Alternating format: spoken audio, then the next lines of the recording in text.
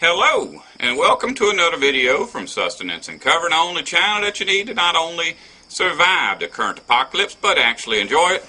And today's little video is going to be about why you may need to hide your food. And then I'm going to make a video about how to hide your food.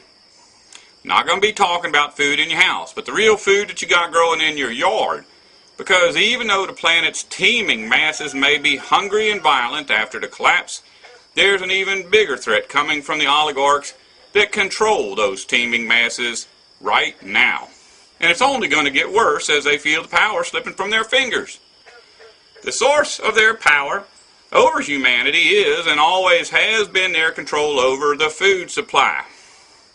And this power is not something that they want to share with somebody who just happens to have a garden. I'm pretty sure that anybody who's smart enough to have put away a few watertight buckets of rice and beans has already got a hiding place picked out for whenever the S H's the F. And there can be no doubt that the empire can come up with some kind of arbitrary legislation making the possession of excess food a felony anytime that they feel the urge to do so. Just like all them other laws that they arbitrarily create to maintain control over other aspects of our lives. But those laws are still in the futures. Laws against producing food from the natural world around us are already on the books. And trying to hide a 50-foot row of corn or an apple orchard can be much more problematic than burying a 5-gallon bucket. Since I started posting videos about all my sustainable living stuff, I've had one comment after another about how 3 days after the collapse, folks with guns are going to come in here and take all my food. In fact, if you've been watching all of the prepper shows that have been filling the airwaves lately, then you may have noticed that this is a common theme. And anybody who gets on one of them shows has to be filmed shooting a gun at something, even though it's obvious that a few of these folks have never had any real experience shooting a gun. It's all just to reinforce the idea in your head that we're headed into a world without rule of law, also known as WROL, which stands for, that's right, World Without Rule of Law. The reason that the elitists are funding all them shows is to get you sufficiently stirred up so that when they start the WROL, you'll be ready to jump in and get involved yourself. Now, if that idea sounds preposterous to you, just know this. PRS is business as usual for this particular group of people. And it's how things have been done for hundreds of years now. PRS is another one of them acronyms and stands for Problem, Reaction, Solution. And what that means is if the oligarchs decide that they want something that nobody else wants, then they have to make everybody else want it. As an example, after the Korean War, the oligarchs had a problem. You see, people like presidents, prime ministers, and kings, as well as the ones who tell them what to do, get a great deal of satisfaction from sending human beings to their death. A world without war can be a big problem to somebody like that. But that was their problem, because the people being sent to their death hardly ever enjoy war as much as the folks doing the sending. That's why they staged the false flag operation called the Gulf of Tonkin Incident, also known as our problem. Second, they had to wait for the people to get all upset about it, also known as the reaction. Then all that was needed was for them to supply the solution, which just so happened to be the Vietnam War. To this day, we're still thanking them for that, with an uninterrupted string of 50 years of weapon sales amounting to more money than has ever existed in all human history. The only reason that I'm using the Gulf of Tonkin as our example is because so many people have spilled the beans on that one that there is absolutely nobody who would argue that this was not a false flag PRS operation. But trust me, when I say that every war from the beginning of civilization to the soon-to-come end of it has been and will be PRS operations. In any case, the point that I'm trying to make is that there's good reason to believe that a world without rule of law is coming, because the folks that claim ownership of the planet want a world without rule of law. And they always get what they want. But something else that's coming and is a much greater threat than any world without law is the PRS solution to the WRL problem, and that is a world of total law, or what I like to call a total police state. It'll be the same folks stealing your food, but they'll probably be wearing some kind of official garb, and whenever they end up having to kill you to do it, unlike the way that they're functioning in the WROL, they'll probably have to fill out some kind of paperwork. But in any case, that is what we're going to talk about right now. All great empires are created by powerful bullies. No exception to this rule. And the first thing that these bullies do is establish control over the population's food supply. As empires grow and change, the food control system grows and changes as well. And when the bullies realize that their empires are on the verge of collapse, total food control always becomes the #1 priority.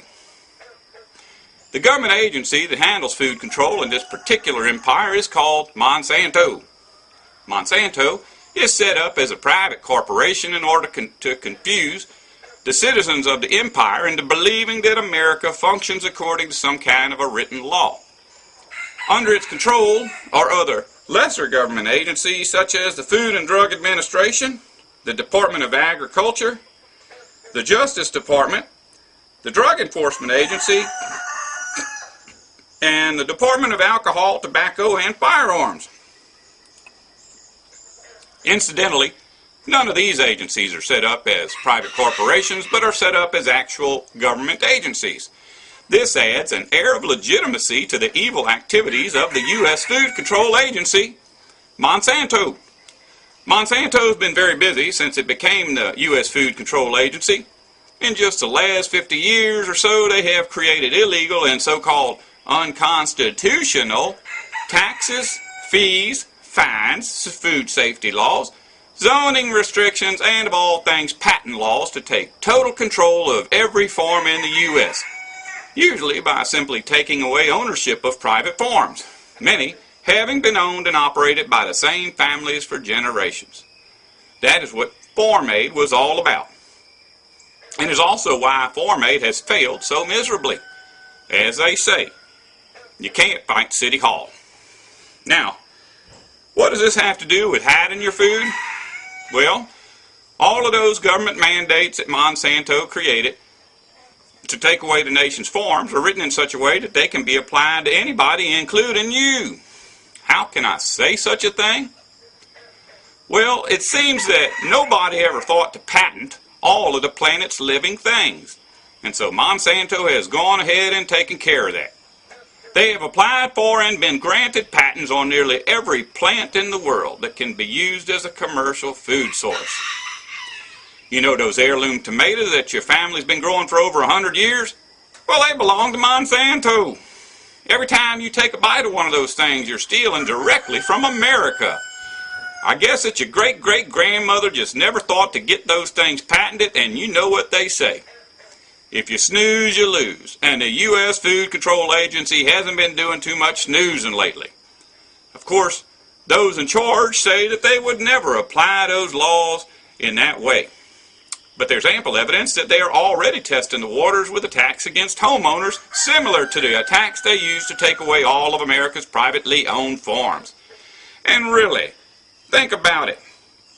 Why would Monsanto hire teams of biologists and lawyers to patent every seed on the planet if they had no intention of reaping some kind of a benefit from it?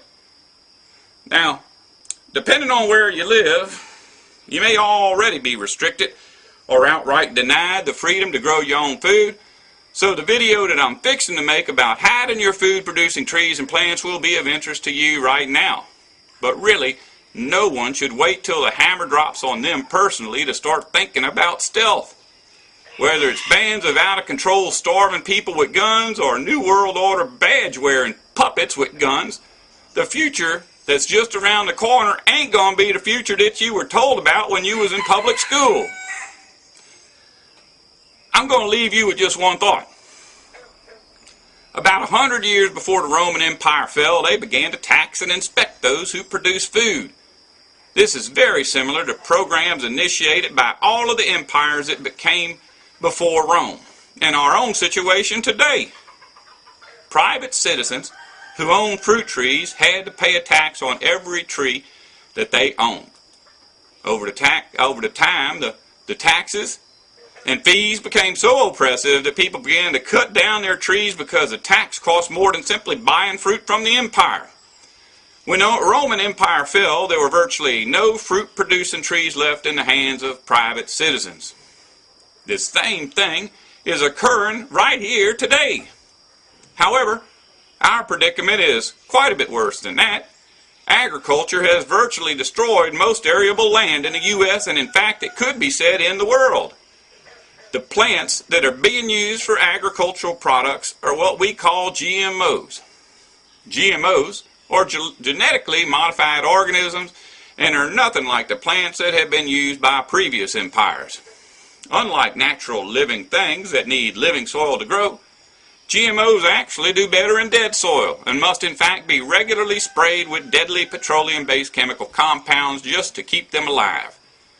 These deadly products would kill any traditional agricultural products and are in fact killing all the beneficial fungi, plants, and insects that are required by natural plants. Once the cost of petroleum-based chemicals required by these GMOs becomes too expensive to use, then the fruits and vegetables that they produce will be too expensive to eat. It only takes a day to change over from standard agriculture to GMO agriculture. A tanker full of chemicals will kill an acre of ground in about a second. But once this is done, it is logistically impossible to change back from GMO to organic. There is no such thing as a tanker full of anything that will unkill an acre of ground. Once the soil's dead, it's dead. All that an abandoned GMO cornfield can become is a desert. A field of this kind could probably be brought back to life with as little as 3 inches of natural organic compost laid over its surface. And there are those who have successfully done this on a small scale. But the end of petroleum-based agriculture is right around the corner. And it's going to hit us rather suddenly, not spread out over decades. Every agricultural field in the world is going to need to be composted at around the same time. Where would that much compost come from? Cow manure? Without GMO corn, there ain't going to be no cows to produce that manure. Plus, if they did, how would you transport it to the fields? It'd probably take 20 tractor-trailer rigs per acre, guzzling diesel at a rate of about 5 miles per gallon over hundreds of miles from the cattle fields to the corn fields. Remember, this scenario does not require the petroleum to run out, only that it increase in price. In the last decade, the average family income has only gone up by about 1% in real-world figures, and that's regardless of what you're being told by the networks. During that same time period, the price of petroleum, as well as all petroleum-based products, including GMO crops, have gone up by 100%. To say that America will get this all figured out before it's too late is unreasonable at best. And this is not an American problem anyway. The situation is the same in every nation on the earth that is under U.S. military occupation. Oh, I may have forgotten to mention, the Department of Defense is also under Monsanto's jurisdiction.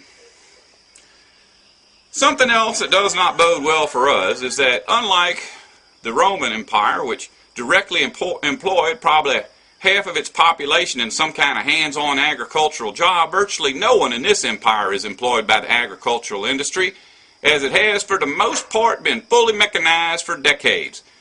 Those who are employed by the industry are more like factory workers and farmers, and hardly anybody is left alive who remembers how to grow conventional agricultural crops on a large scale.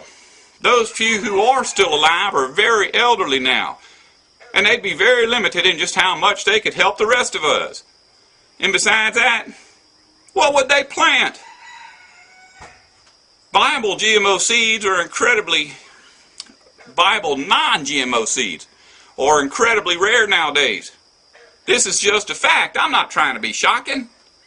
If you're one of those people who has a vacuum-packed survivalist 100-year heirloom seed collection, open them up, stick them in the ground, and watch what happens. chances are that none of these seeds will grow. The few people that I know who have tried to plant their survivalist seeds tell me that they would not even sprout. The problem is that even if you had food-producing trees and plants in the ground, there's still the worry of how to keep them hidden from the folks that want them. But I'm going to tell you how you can do that in my next video.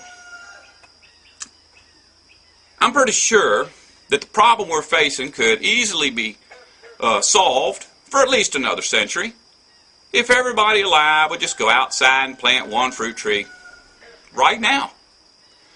But as I said earlier, America is enacting one law after another against such a thing, and most people buy into such foolishness.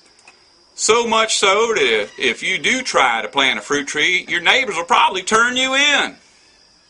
In fact, I've been told more than once since starting this channel that the things that I do show a lack of faith in God. I should be dependent on God, not on my trees that I plant.